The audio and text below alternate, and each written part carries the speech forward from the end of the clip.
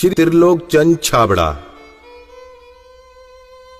यह मेरे भारत की छोटी सी एक झांकी है।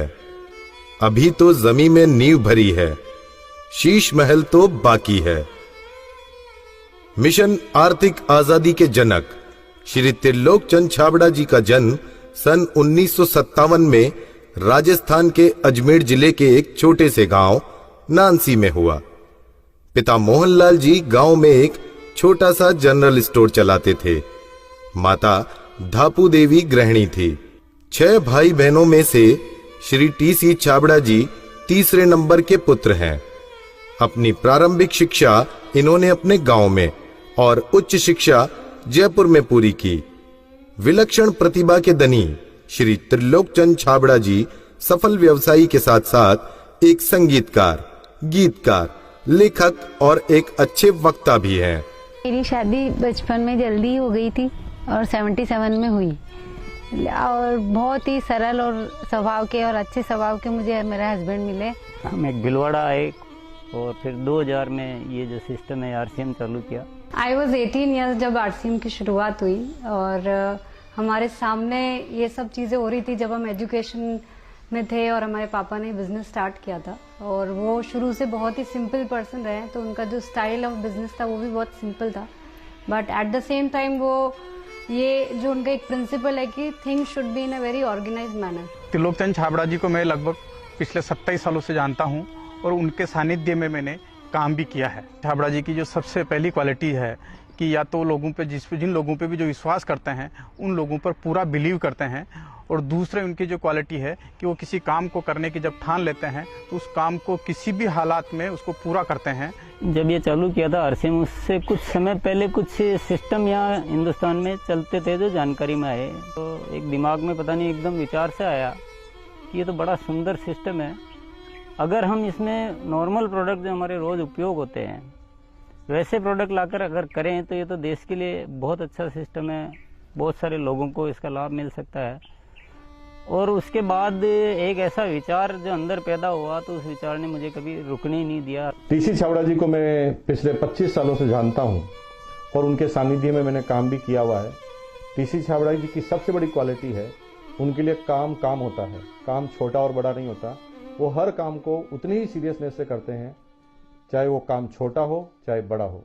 मुझे याद है जब आरसीएम की सबसे पहली मीटिंग हुई थी, एकदम फर्स्ट मीटिंग, मैं उस मीटिंग में प्रेजेंट थी और वो एक पेड़ के नीचे बाहर मीटिंग हुई थी जहाँ पे मुश्किल से शायद 20 लोग बैठे होंगे। क्या मालूम, इनसे पहली बार मिलते ही मुझे लगा कि कुछ विशेष व्यक्ति है जो बोल दिया एक बार फिर वो याद है, वो एक कंप्यूटराइज काम हो गया। मेरी एक नेचर है कि मुझे अगर कोई चीज़ अच्छे से समझ में आ गई, मैं कन्विंस हूँ कि हाँ ये जिंदगी में सही है या ये काम सही है, तो मैं फिर किसी के रोके रुकता नहीं हूँ। तो आरसीएम की भी यही कहानी है। शुरू में सबने मना किया, परिवार वालों ने भी मना किया, दोस्तों ने भी मना किया, बहुत सारी चीज़ें भी हुई, लेकिन मैं कन्विंस था, मुझे समझ में आ गया था कि ये सिस्टम है, इसको देश को इसकी ज़रूरत है, आम आदमी की ज़रूरत है। वो हमेशा एक ही चीज़ बोलते हैं लाइफ में कि चाहे दुनिया कहीं पे भी कुछ भी कर रही हो, चाहे पूरी दुनिया भी अगर वो चीज़ कर रही है और अगर वो गलत है तो हमको उसका साथ नहीं देना चाहिए, हमको हमेशा सही चीज़ ही करनी चाहिए। जो उन्होंने अपने जबान से कहा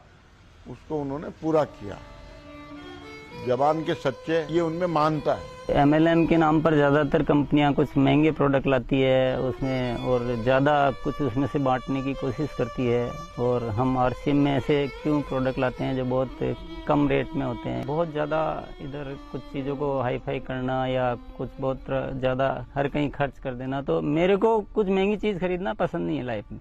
तो मेरे को जो पसंद नहीं है मैं बेच कैसे सकता हूँ। हमारे हिंदुस्तान का मिशन मंगल इसका एक बहुत बढ़िया उदाहरण है कि उन्होंने उस पर्टिकुलर बजट में उनको बनाने की सोचा तो उन्होंने वो चीज़ बना कर दी। ये कोई भी वादा करते हैं वो पूरा करते हैं और इन्होंने जो सोच लिया कि मुझे ये काम करना है वो करके रहते हैं, और इन्होंने जो भी सोचा ईमानदारी से कर रहे हैं पूरा। बहुत सारी चुनौतियाँ आई इस काम को करते हुए।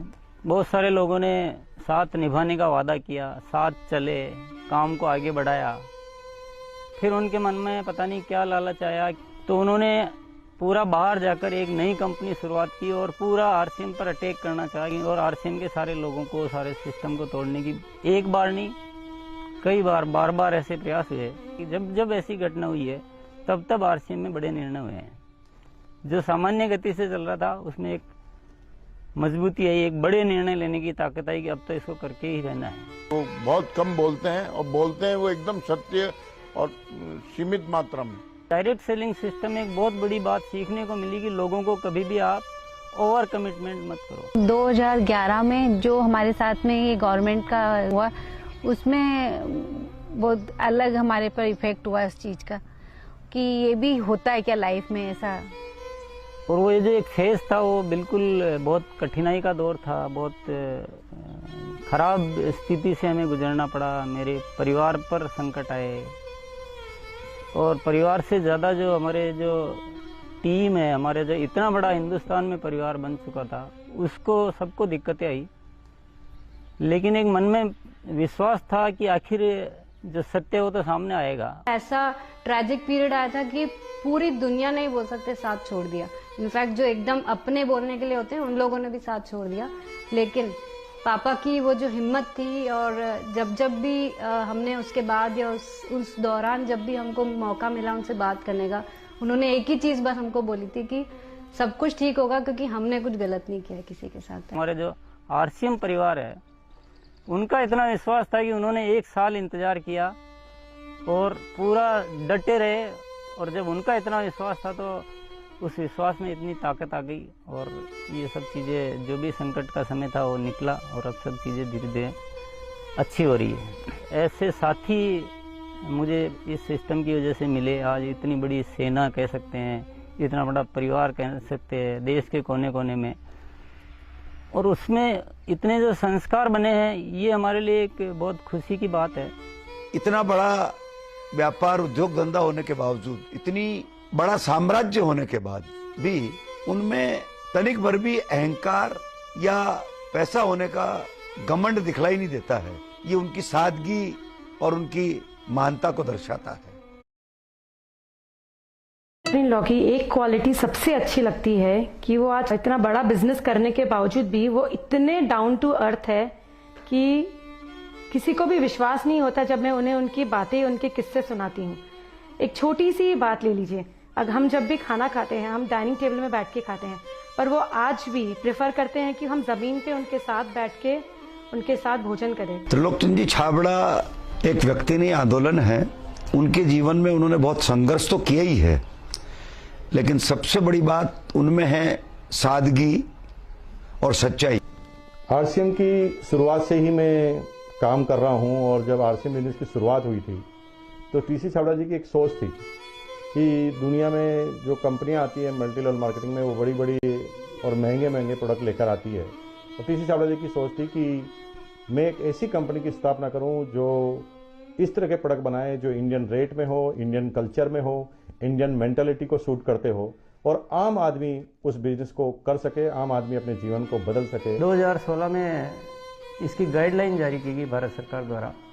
उसके बाद से इसमें काफ़ी स्पष्टता आ चुकी है। उसके बाद हमने पूरे सिस्टम सेट किए, हमने पूरे टेक्नीशियंस सेट किए, हमने लेबोरेटरी सेट की, और इतना बड़ा सेटअप हो चुका है कि आज हमारे आरसीएम की प्रोडक्ट रेंज में करीब 400 प्रोडक्ट शामिल हो चुके हैं और आगे ये श्रृंखला चालू है। आरसीएम क्यों अपनी ओन मैन्युफैक्चरिंग इकाइयाँ स्थापित करता है या अपना सेटअप क्यों लगाता है, इसके पीछे जो मुख्य कारण है कि आरसीएम ने अपने प्रोडक्ट डेवलपमेंट में 4 कमिटमेंट कर रखे हैं कि ये चारों चीज़ें हमेशा रहेगी। पहली चीज़ है प्रोडक्ट उपयोगी होंगे, दूसरा स्वास्थ्य के लिए अच्छे होंगे, क्वालिटी नंबर 1 होगी और रेट बहुत रीजनेबल होगी। आरसीएम हमेशा उसके लिए कमिटेड है और इसीलिए इतनी सारी इकाइयाँ स्थापित की गई है और नए प्रोजेक्ट प्लानिंग में है। फर्स्ट ईयर था उस समय 21 करोड़ का टोटल टर्नओवर हुआ था और हाईएस्ट टर्नओवर जो है आरसीएम का वो 1750 करोड़ तक एक साल का हो चुका है। अच्छी बात ये कि हर साल 30% ग्रोथ हो रही है, इसलिए 5-6 सालों से मेंटेन ग्रोथ है। अपनी तरफ से पूरी कोशिश ये रहेगी कि कोई भी कमी किसी भी तरह की हमारी तरफ से नहीं रहेगी, कि इस काम को एक बहुत ऊंचे मुकाम पर पहुंचाना है और जब लाखों लोगों के जीवन में अगर हमारे इस छोटे से प्रयास की वजह से अगर थोड़ा भी हम कुछ योगदान कर सकते हैं, ये हमारे लिए बहुत गर्व की बात है। मेरा गोल जो है वो ये है कि आज अपन इस RCM को हिंदुस्तान में ही नहीं बल्कि कुछ ऐसा करेंगे कि पूरे विश्व में इसका बहुत बड़ा नाम हो।